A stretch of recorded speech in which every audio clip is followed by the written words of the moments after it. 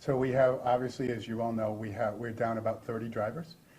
We are having a job fair on October 12th. We hope that we can get enough drivers through the door in order to allow us to put all these routes back into full service and full operation as soon as possible. Would you consider raising the starting wages for paratransit operators, and if so, by how much? Steve, do you want to answer that? We're currently in negotiations with the union.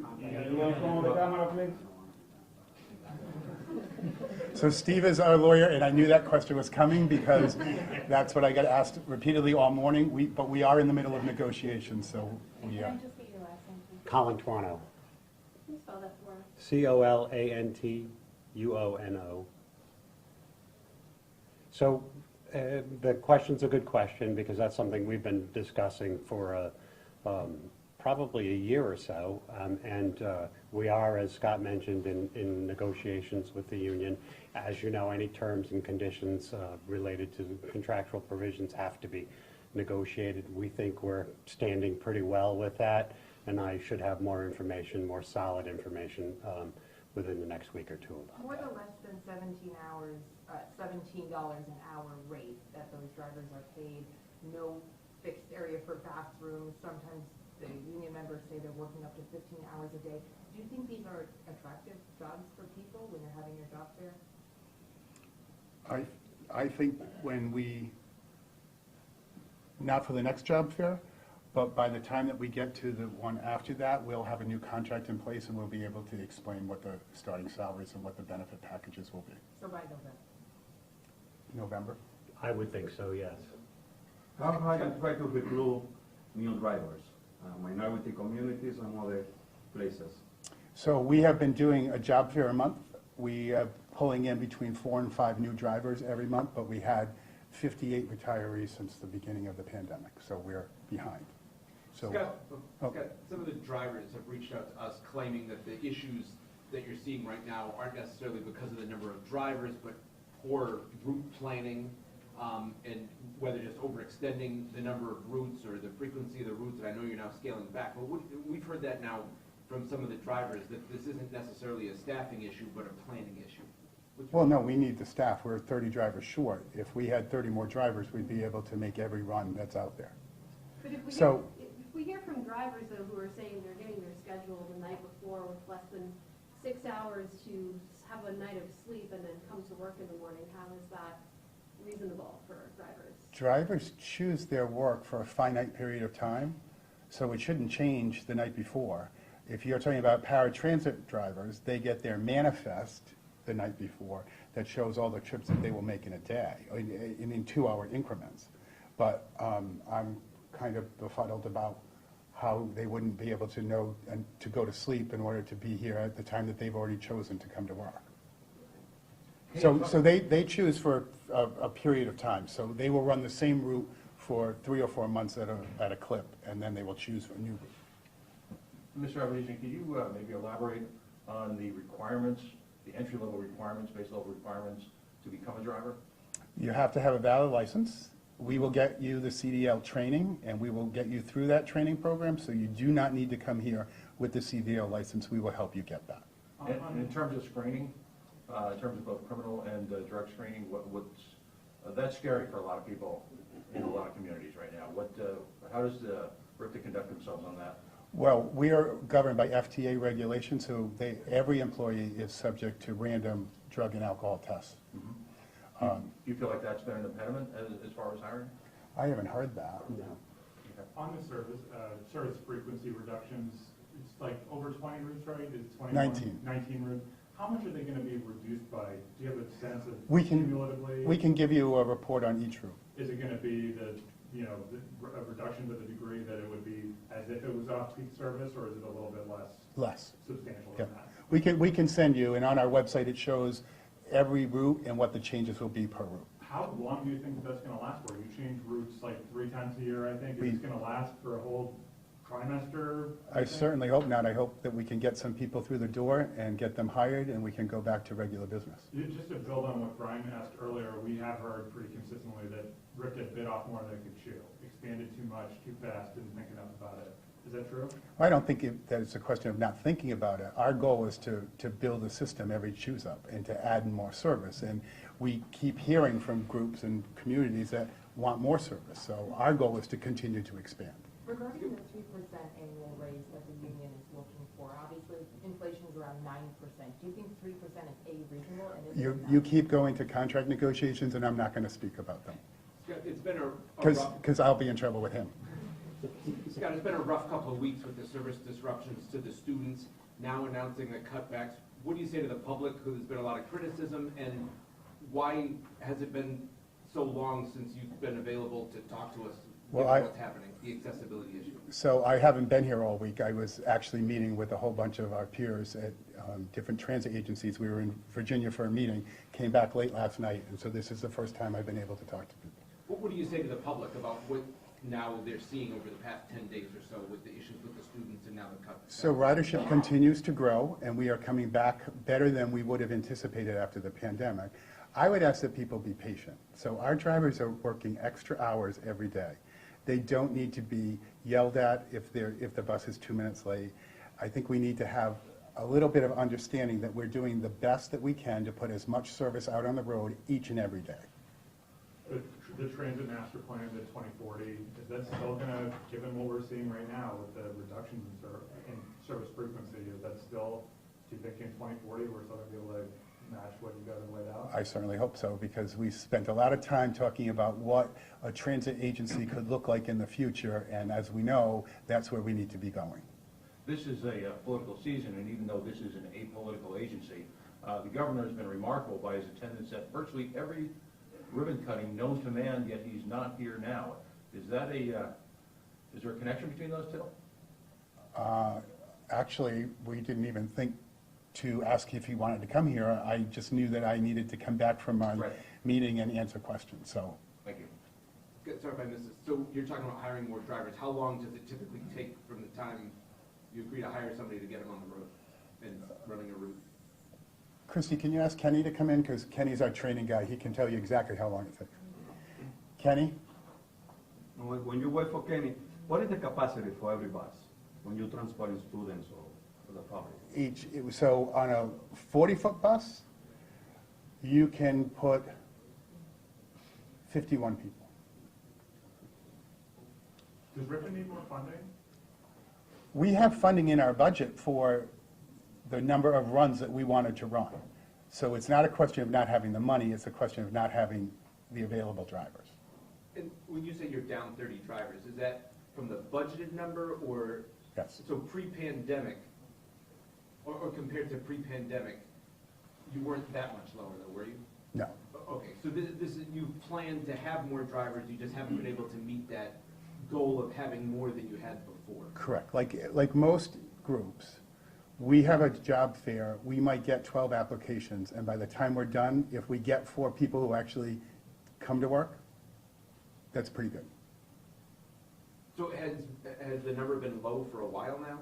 For the last 3 months, yes. Okay, but going back before, it wasn't low? No. Pre-pandemic, was it? No, in fact, one of the goals during the pandemic was to keep everyone employed, and so we did all sorts of other work during the pandemic to make sure that we did not lose people for laying them off. Of the recent retirees, how many of them roughly were of age to retire as opposed to those able to retire at the earliest onset? And in a sense, did the pandemic create a movement towards earlier retirement? I think the pandemic definitely made people think, okay, I can go now, so it's time to go. We also lost some very young drivers who had young families and were concerned about the exposure to so many people in a day who decided that they would leave. Since your new hires are usually, from what I understand, it starts with the paratransit operation and then goes to fixed route.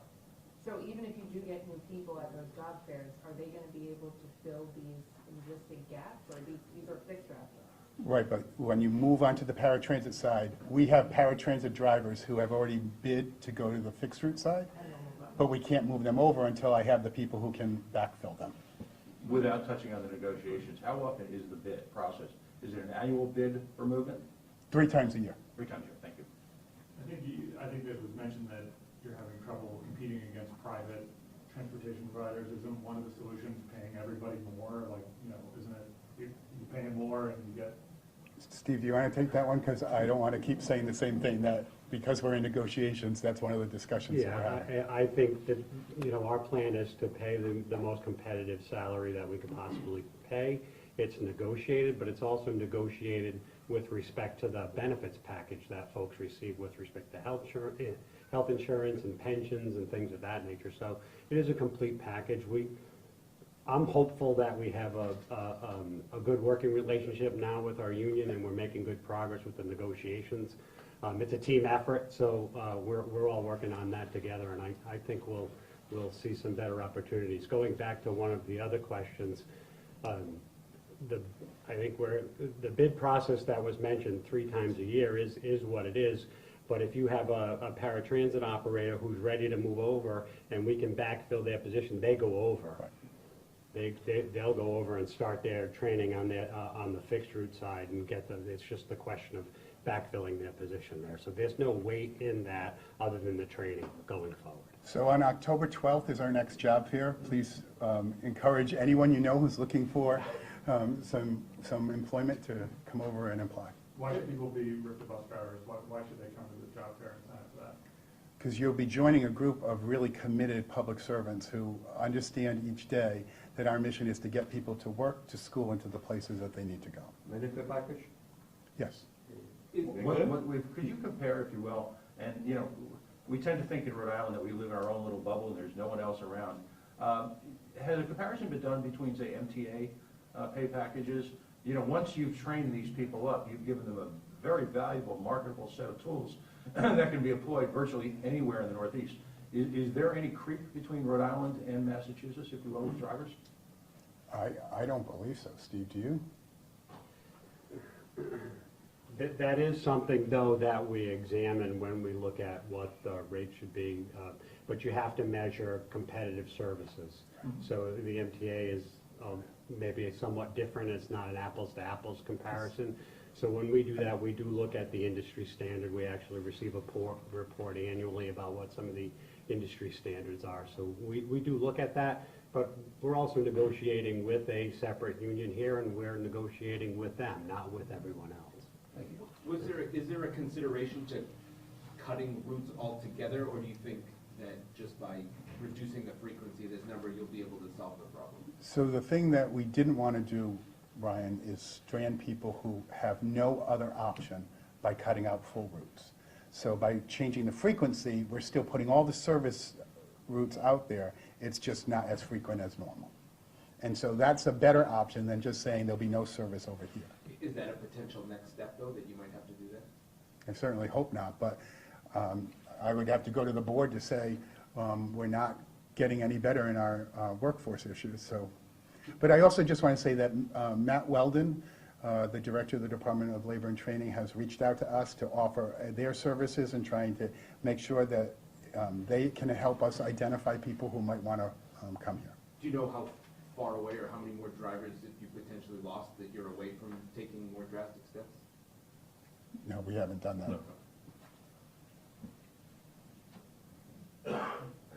So Christy, will you make sure that we get everyone the website information to show that what each change is on each route, so everyone will know that?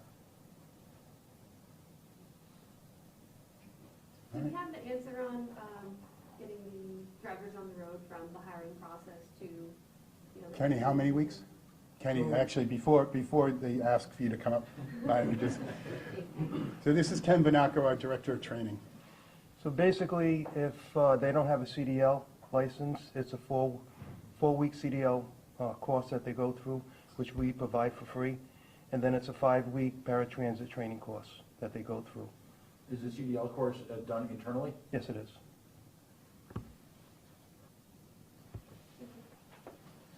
Any other questions?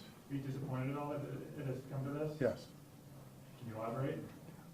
Because our goal is to grow, and we saw during the pandemic that we hit a level of ridership every day, and that was consistent. So there are a lot of Rhode Islanders who depend on us to go to school, to work, to do the things that they need to do in a day. and to not be able to continuously add service and to be able to look at the partnerships that we created earlier this year. You know, the very few transit agencies can say that a tourism council, Discover Newport, would fund routes in Newport all summer to reduce congestion in the city and have people taking transit. No transit agency that I know of was able to say that we're going to take kids from the north end of Newport and bring them to the beach free of charge based on money that the Episcopal churches in Newport gave us.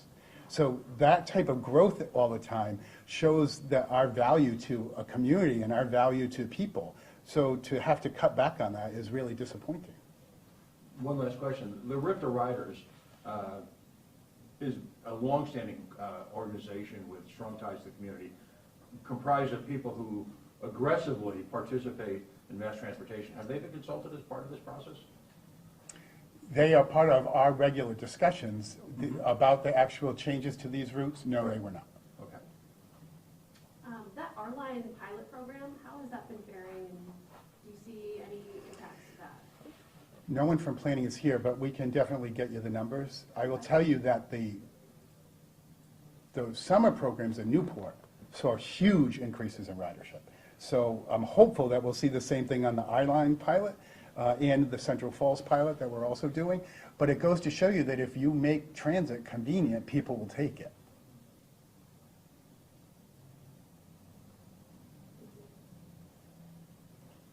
Anything else?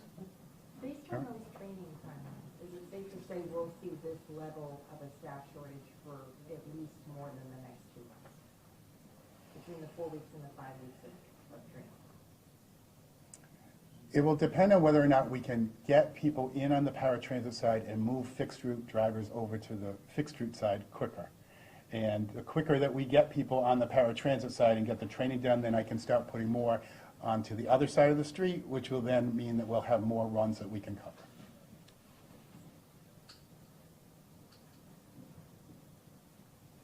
Okay, thank you all very much. Thank you.